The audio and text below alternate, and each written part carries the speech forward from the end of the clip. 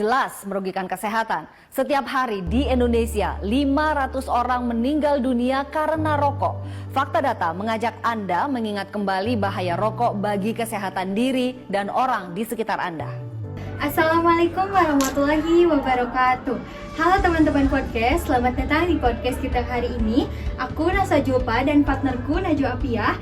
Kita bakal nemenin kalian ngobrol tentang sebuah isu yang dekat banget sama kita semua. Betul banget Naswa, kali ini kita bakal ngomongin soal bahaya asap rokok, sebuah topik yang mungkin sering kita dengar, tapi penting banget untuk diulik lebih dalam. Dan kita nggak sendirian, sudah hadir dosen kita dari dosen administrasi rumah sakit, ada Bapak Tony Prabowo. Halo Bapak, apa kabar? Pagi atau menjelang siang ya.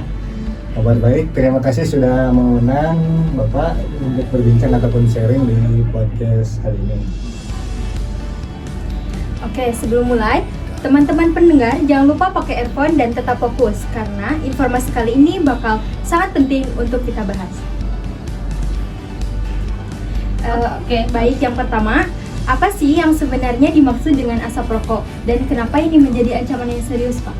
Nah, jadi sebenarnya asap rokok itu terdiri dari dua jenis ya. Yang jenis utama ada mainstream smoke, yang artinya asap yang dihirup langsung oleh perokok langsungnya, yang pertama ya. Dan yang kedua ada side stream smoke atau asap yang keluar dari ujung rokok yang menyala.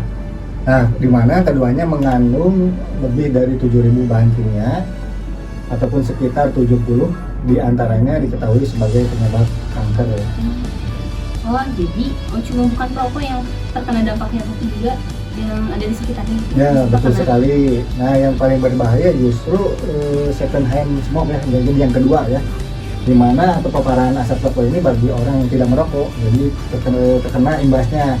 Nah, di sini bisa meningkatkan risiko penyakit seperti penyakit serius, kanker paru-paru, penyakit jantung, kemudian ada gangguan pernapasan, terutama juga pada anak-anak dan ibu hamil. Bapak, lalu apa dampaknya bagi lingkungan? Apakah ada efek yang jangka panjang dari asap rokok ini, Pak? Nah, tentu ada. Asap rokok sebenarnya mencemari udara juga ya.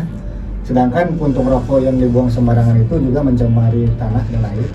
Kemudian juga banyak yang tidak sadar bahwa puntung rokok mengandung bahan kimia berbahaya yang sulit terurai. Terus kalau dari sisi kesehatan langsung, apa saja penyakit yang paling umum terjadi akibat paparan asap rokok? Nah, ada beberapa yang paling umum kita ketahui ya, itu penyakit kanker paru-paru ya. Kemudian yang kedua ada penyakit jantung koroner. Yang ketiga ada stroke dan bronkitis kronis. Dan juga bahkan pada anak-anak, asap rokok juga dapat menyebabkan seperti asma, infeksi telinga, hingga sindrom kematian bayi yang mendadak ataupun SIDS, ataupun dimana ketika ibu hamil nih yang masa mudanya sebagai perokok aktif, kemudian hamil, itu juga berpengaruh ya. Ketika hamil dia merokok aktif, sama juga itu menjadi penyebabnya ya. Ngeri banget ya Pak, anak-anak jadi kelompok yang paling rentan gitu Pak dari pemaparan asap rokok ini. Ya, betul sekali. Nah, sistem imun anak-anak belum sekuat orang dewasa, sehingga mereka lebih rentan terhadap efek buruk bahan kimia di dalam asap rokok itu tersebut. Jadi bisa dibilang paparan asap rokok ini sangat bahaya dengan rokok itu sendiri ya Pak? Ya, benar sekali. Bahkan dalam beberapa kasus dampak ini bisa lebih parah, terutama pada orang yang terpapar terus-menerus. Wah, ini benar-benar harus jadi perhatian kita semua ya. Pak, tadi Bapak menyebutkan banyak dampak buruk dari asap rokok. Kalau dari sisi hukum atau regulasi di Indonesia, apa saja yang sudah diatur untuk mengurangi bahaya asap rokok ini, Pak? Nah, di Indonesia sebenarnya sudah memiliki beberapa regulasi penting terkait dengan rokok. Nah, di mana salah satunya adalah Peraturan Pemerintah Nomor 109 Tahun 2012, yaitu tentang pengamanan bahan yang mengandung zat adiktif berupa produk tembakau bagi kesehatan. Nah, di mana di sini aturannya mencakup berbagai aspek, mulai dari pelarangan iklan rokok, kemudian juga ada kawasan tanpa rokok, hingga peringatan bahwa rokok di kemasan. Wah, jadi regulasinya sudah ada ya Pak, tapi apakah implementasinya sudah berjalan efektif? Nah, tentu dalam implementasinya di sini masih menjadi tantangan besar. Nah, misalkan di kawasan tanpa rokok seringkali masih dilanggar ya. Kemudian juga dan penegakan hukum tentu belum konsisten. maka perlu peran aktif masyarakat untuk mendukung dan mematuhi regulasi yang ada. Misalkan contohnya kemarin di iklan rokok ya, waktu sebelum ada peraturan ini, rokok masih diiklankan di jam-jam pagi atau siang ya. Nah, di mana di sana anak-anak masih bisa melihat. Nah, sekarang ada aturan baru, maka iklan itu di jam malam itu sudah dijalankan. Nah, seperti itu. Oh, jadi edukasi masyarakat itu tetap menjadi kunci ya Pak, selain regulasi itu sendiri. Nah, betul sekali.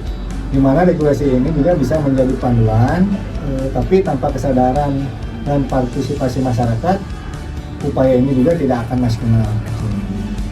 Ini jadi pengingat buat kita semua untuk ikut mendukung kebijakan yang ada dan meningkatkan kesadaran. Setuju, semakin banyak yang sadar, semakin besar dampak positifnya bagi kita semua. Oke, Pak, kalau begitu apa yang bisa kita lakukan untuk mengurangi paparan asap rokok ini terutama di lingkungan rumah atau tempat umum?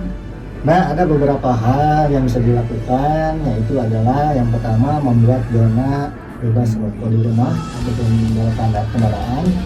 Yang kedua, mengedukasi keluarga dan masyarakat tentang bahaya asap rokok. Yang ketiga, mendukung kebijakan pemerintah, tentunya seperti kawasan tanpa rokok. Yang keempat, kalau memungkinkan, bantu perokok untuk berhenti dengan memberikan dukungan, ataupun misalkan ketika si perokok itu aktif dalam satu ada 12 misalkan ya, minimal dikurangi, misalkan sehari misalkan tadinya sebungkus maka dikurangi jadi ya setengahnya, bisa seperti itu. Pak, kalau untuk perokok yang ingin berhenti, apakah ada saran yang praktis kayak gitu? Nah, tentu ada. Berhenti merokok itu memang sulit ya, tapi mungkin bukan tidak mungkin juga. Nah, langkah pertama itu yaitu menetapkan niatnya bahwa kita tidak akan merokok lagi misalkan ya. Nah, cari juga dukungan dari keluarga tentunya, teman juga, tenaga medis.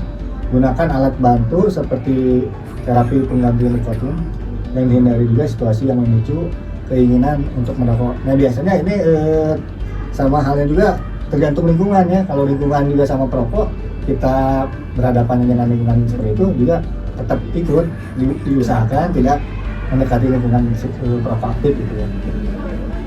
Pak, apakah ada pesan terakhir Pak untuk para pendengar podcast kita?